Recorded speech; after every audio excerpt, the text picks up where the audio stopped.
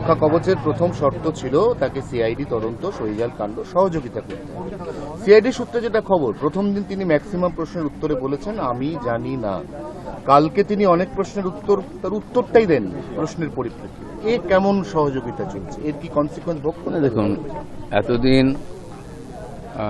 কোর্টের বিরুদ্ধে কাজ করেছেন, কোর্টে কোনো নির্দেশ মানেননি, এখন বাঁচার জন্য কোর্টের কাছে যাচ্ছেন। তো আমরা সবাই জানি কোনো ব্যাপারে সাময়িক কোনো হয়তো কোর্ট একটুখানি দিতে পারে সুবিধা, কিন্তু তার মানে এই নয় যে কোর্টের তদন্তে আপনি বাধা দেবেন, আইনের তদন্তে বাধা দেবেন আর তারপরে কোর্ট আপনাকে বাঁচাবে, এটা হয় না। আর এরকম বহু লোক করেছে, এই আগের নেতারা দেখুন না, কে হসপিটালে ভর্তি হয়েছে, কি অন্য কিছু দেখাতো, তিনি তো নিজের নোটিশও নেননি, সিআইডির লোককে দিয়ে পাঠিয়েছেন। সহযোগিতা কিসের? আজকে সিআইডিকে বাড়ির গেট ভেঙে ঢুকতে হচ্ছে বাড়িতে, তো সহযোগিতা নাকি এটা? বাকিটা কোর্টই দেখবে। নিয়োগ দুর্নীতি কাণ্ড, সেখানে ইডি স্ক্যানারে অভিষেক বন্দ্যোপাধ্যায় আজকে হাজিরার কথা শোনা যাচ্ছে, উনি এখানেও আবার আদালতের রক্ষা কবচ নিতে যাবেন। যেখানে যত ঘোটালা মানে দুর্নীতি হয়েছে পশ্চিমবাংলায় নিচ থেকে উপর অব্দি সব জায়গায় ওনাদের হাত আছে, পার্টির হাইকমান্ডের হাত, সব সুবিধা ওনারা নিয়েছেন, নাহলে বন্ধ করেননি কেন? সব জানতেন। নেতারা দিনের পর দিন জেলে যাচ্ছে, ওনারা চুপ আছেন, পার্টি থেকেও বহিষ্কার করেননি। তো সেই জন্য সমর্থন তো ছিলই সব জায়গায়, যেমন যেমন তথ্য আসবে আইন সেরকমভাবে এগোবে। মেসির ভাই আজকে তার রক্ষা কবচ বা তার সময়সীমা দুটোই একসঙ্গে শেষ হয়ে যাচ্ছে। আর মেসির ভাই অরূপ বিশ্বাস, ঠিক আছে, ছবি বিশ্বাস, তার আজকে মেয়াদ শেষ হয়ে যাচ্ছে। আজকে যদি তিনি না যান, তিনবার তিনি হাজিরা এড়িয়েছেন, তিনি না যান, দেখুন একজন নেতাকে নিয়ে আলোচনা করতে গেলে দিন কেটে যাবে। এরা যা অপরাধ করেছে, যা অপমান করেছে লোককে, আর বাংলা যে বদনাম করেছে, সাধারণ মানুষের দিন মুখ বন্ধ করেছিল, এখন তারা কমপ্লেন করতে আরম্ভ করেছেন, তার তদন্ত হচ্ছে। আর বাকি কিভাবে ডিমের দাম বাড়ছে আপনারা দেখছেন। আর এটা চিন্তার বিষয় আছে, কমপক্ষে মানুষ ক্ষোভটা ডিমের উপর দিয়ে দাঁড়াচ্ছে। যদি ইট পাটকেল নিত, ইটের দাম বেড়ে যেত। এনসিপিআই দলটা 4 বছর আগেই তৈরি হয়ে গেছিল। তার মানে যারা আজকে 22 জন এই দল ছাড়লো, তার মানে তারা আগে থেকে তাদের ব্যাকআপ ঠিক করেই রেখেছিল।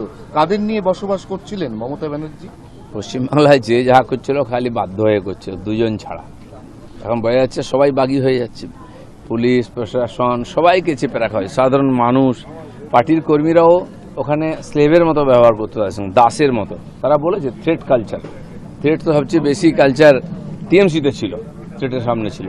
এখন ছিল কি ছিল না জানি না, কিন্তু যারা থ্রেটের সঙ্গে থেকে দুর্নীতি করে তারা তো ছাড়া পাবে না।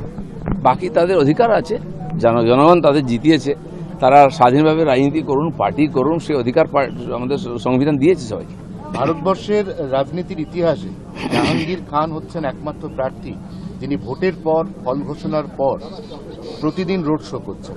তিনি কোমরে দড়ি পরে নিচ্ছেন, হাতটা জোর করে নিচ্ছেন, মাঝে মাঝে কানও ধরছেন। এর মধ্যে তার বিড়ম্বনা আরো বাড়লো, কারণ জেপি নাড্ডার ওই যে কনভয় 2020 সালের ডিসেম্বর মাসের 10 তারিখ, যার আপনি প্রত্যক্ষদর্শী, সেই মামলাতে জাহাঙ্গীর খানের নাম ছিল। তিনি তখন গ্রেপ্তারও হয়েছিলেন একদিনের জন্য, তিনি জামিন পেয়ে গেছিলেন। কেসটা রিওপেন হচ্ছে। এরকম বহু কেস আছে, রিওপেন হবে। কারণ ওই দিন যে ধরনের ভয়ঙ্কর আক্রমণ হয়েছিল, আমিও মাননীয় নাড্ডাজির গাড়িতেই ছিলাম। ওটা যদি বুলেট প্রুফ গাড়ি না হতো তো বাঁচা মুশকিল ছিল আমাদের। 2000 লোক ঘিরে, তার থেকে ইট পাটকেল ডান্ডা দিয়ে মারছে, তার মাঝখানে কতগুলো গাড়ি ভাঙলো। তো এরা আমরা দেখতাম সাধারণ মানুষের যেন আইনের উপর থেকে ভরসায় উঠে গেছিল, পুলিশের উপর থেকে ভরসায় উঠে গেছিল। কমপক্ষে সেটা ফিরিয়ে আনা হোক। দিলীপদা, বৈদ্যনাথ ঘোষ দস্তিদার, কাকলি ঘোষ দস্তিদারের ছেলে, তিনি মমতা ব্যানার্জির দেওয়া বিয়েবাড়ির উপহারটা পর্যন্ত পাঠিয়ে দিচ্ছেন। এই কি অবস্থা ভাবুন। দেখুন, সেই প্রাইজ রিহার্স গ্যাং হয়েছিল একবার, আমরা দেখেছিলাম। নেওয়ার সময় নিয়ে নেন, আবার নাটক করে ফেরত দেন। তখন নিয়েছিলেন কেন? যদি ওনার প্রতি এত আপনাদের ছিল, ঘৃণা ছিল, নেওয়া উচিত হয়নি। তাদের পদ, তাদের টিকিট, তাদের পয়সা সব নিয়ে মান সম্মান কামিয়েছেন। আজকে যারা প্রতিবাদ করছেন, তো সে অধিকার আছে আপনাদের বেরিয়ে আসার করার, কিন্তু এই ধরনের ড্রামা করা কি মানে? কুণাল ঘোষ বলেছেন সুদীপ বন্দ্যোপাধ্যায় নিজে পরচুলা করেন আর তার বউ হচ্ছে চলতি ফিরতি বিউটি পার্লার। দেখুন, ব্যক্তিগতভাবে কাউকে আক্রমণ করা আমাদের রুচিতে বাধে। আমিও অনেককে বলেছি যখন তারা আমাকে অ্যাটাক করেছে। আজকে পার্টির মধ্যে ওদের এই ধরনের চুলটানাটানি হচ্ছে, আমি জানি না কোথায় অবধি যাবে এটা। পার্টির কালচারটাই সামনে আসে, হতাশায় লোকে অনেক কিছু বলছেন, করছেন। আমাদের কর্মীদের মেরে ঝুলিয়ে দেওয়া হতো, তৎকালীন টিএমসির নেতারা ববি হাকিম, কুণাল ঘোষরা বলতেন বিজেপি লোকের হতাশায় সুসাইড করছে। হতাশা কাকে বলে দেখুন। তৃণমূলের অন্দরের বৈঠক, আমি জানি আপনি অন্দরের বৈঠক নিয়ে কথা বলবেন না, তো অভিষেক বন্দ্যোপাধ্যায় বারবার ঝগড়া লেগে যাচ্ছে। আমি জানি না কেন ঝগড়া হচ্ছে, কার সঙ্গে ঝগড়া, দুজনেই মহামন্ত্রী। আমরা এর আগে পার্থবাবু কুণালবাবুর ঝগড়াও দেখেছি, কল্যাণবাবুর সঙ্গে অন্যান্যদের এমপিদের সঙ্গে ঝগড়া দেখেছি। এটাই বোধহয় ওই পার্টির কালচার, ঝগড়া করা, গালাগালি করা, মুখে যা আসে যাকে ইচ্ছা বলে দেওয়া। এটার বিসর্জন হওয়া খুব দরকার আছে। কুরুক্ষেত্রের যুদ্ধের পরে হুম। যদু বংশ নিজেরা নিজেদের মধ্যে সংঘাতে শেষ হয়ে গিয়েছিল। এই যে কুরুক্ষেত্রের যুদ্ধ 26-এ হলো, যার ফল আমরা 4 তারিখ দেখলাম, এবার কি গোটা তৃণমূল কংগ্রেস দলটা যদু বংশের মতো হয়ে যাবে? এই যে যদুবংশ ধ্বংস হয়েছিল যে পদ্ধতি, সেটাকে মুসল পর্ব বলা হয়। আমরা আগে থেকেই বলেছিলাম যে টিএমসির মুসল পর্ব শুরু হয়েছে, তার প্রত্যক্ষদর্শী আমরা মহাভারত দেখিনি, শ্রীকৃষ্ণের যদুবংশকে দেখিনি, কিন্তু এই কুরুবংশকে দেখছি কীভাবে ধ্বংস হয়ে যায়। আচ্ছা, সৌগত রায় বলছেন আজ পর্যন্ত মমতার সঙ্গে আছি, কাল কীভাবে জানি না।